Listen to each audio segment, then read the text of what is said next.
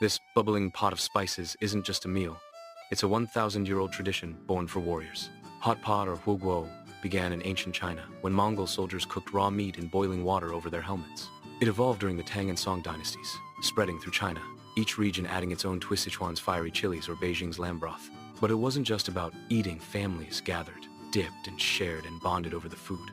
It's like edible chemistry: meat, tofu, mushroom, cooked live on the table. Today, hot pot is a global experience, but its soul, still ancient.